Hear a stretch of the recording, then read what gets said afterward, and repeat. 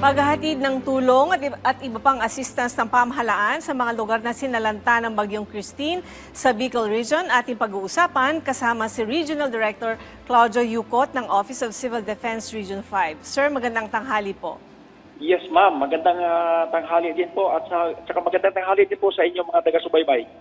Sir, hingi po kami ng update sa kasalukuyang paghahatid ng tulong ng pamahalaan sa mga sinalanta ng Bagyong Christine sa Region 5. Paano po sinisiguro ngayon ang timely delivery ng relief goods, lalo na sa mga evacuation shelters? Yes, ma'am.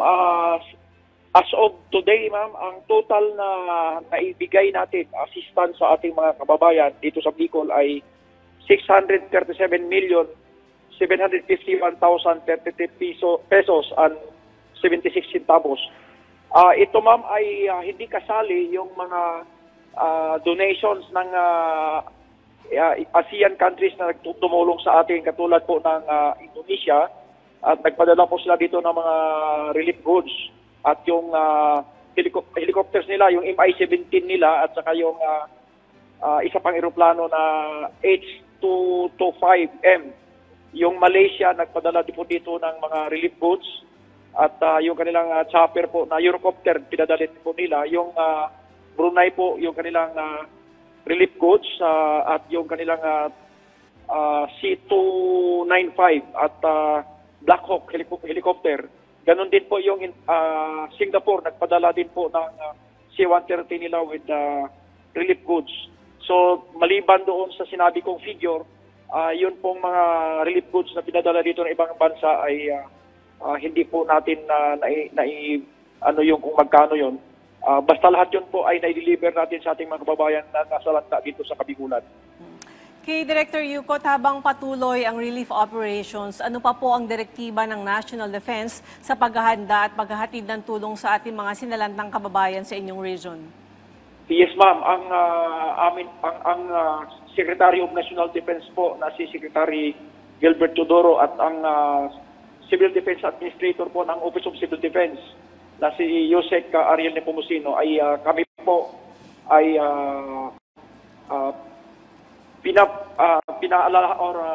pinupukpuk po kami lagi dito sa mga regions ng Office of Civil Defense na tulungan yung ating mga kababayan.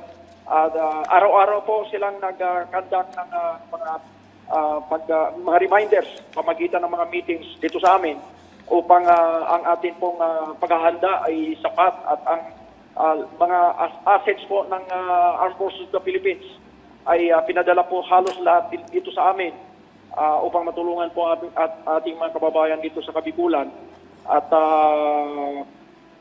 so far po ay wala naman pong major na mga aberya dito sa amin at lahat ng mga naipadala ng mga relief goods galing dyan sa Manila at dito sa Bicol sa ating DSWD at iba pang ahensya ng gobyerno ay naipadala po natin sa ating mga nangangailangan ng mga kababayan.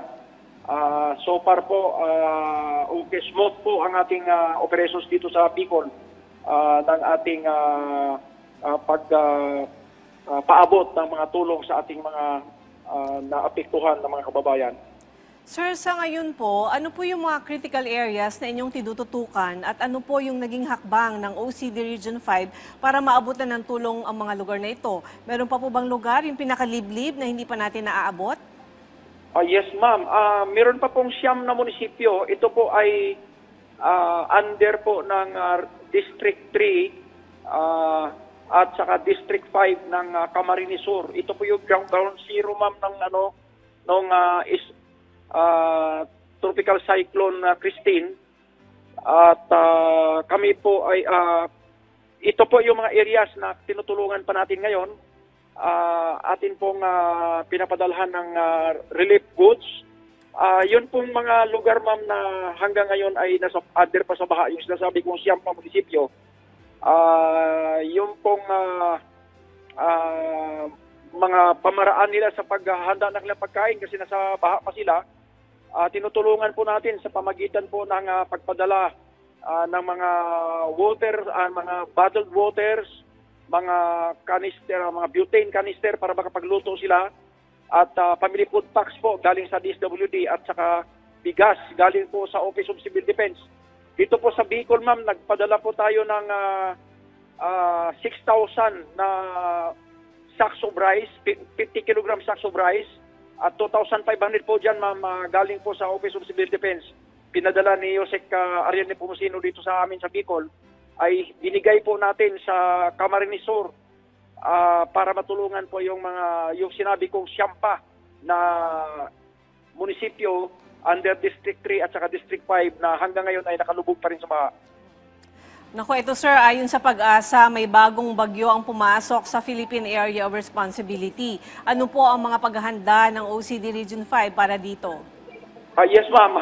Noong pa pong isang araw ay pinagsabihan na kami ng Secretary of National Defense na maghanda sa pamamagitan po ng preemptive evacuation. Yung mga lugar po, ma'am, na prone sa flooding, at marami po yan dito sa Bicol. Although malayo po yung yung track ng typhoon or tropical cyclone Mase, pero ang amin pong pinangangambahan dito yung ulan na dala-dala niya. Kaya po sinabi po sa amin lagi ng ating Secretary of National Defense at ng ating Civil Defense Administrator Yosek Ariel Nepomuceno na kailangan maghanda kami dito at yung areas na prone sa mga pagbaha ay kailangan preemptively evacuated dahil nga kahit malayo yung bagyo, kami po dito ay posibleng bagsakan ng ulan na naman dahil yung pong nangyari sa Tropical Cyclone Christine, ma'am, ay sabi ng ating mga weather forecasters dito ay unprecedented po yung lakas ng tubig na binagsak sa atin. Kaya gano'n na lang po ang pagbaha dito sa Kabigulan. Okay, ito sir, isang tanong na lang po sa ibang usapin. Kumusta po ang pagbabalik operasyon ng Philippine National Railways sa Bicol Region? Ma'am, I'm sorry po, hindi ko po pa updated ang aking or wala po pa sa aking data, ma'am, yung operations ng PNR. I'm sorry po, but I'll research on this, ma'am. I'll get to you kung meron na akong data. Okay, sir. Sige po. At tabayanan po namin. Maraming salamat po sa inyong oras. Regional Director Claudio. Yes, ma'am. Yes, Welcome thank you. po. Director Claudio Yucot ng Office of Civil Defense, Region 5.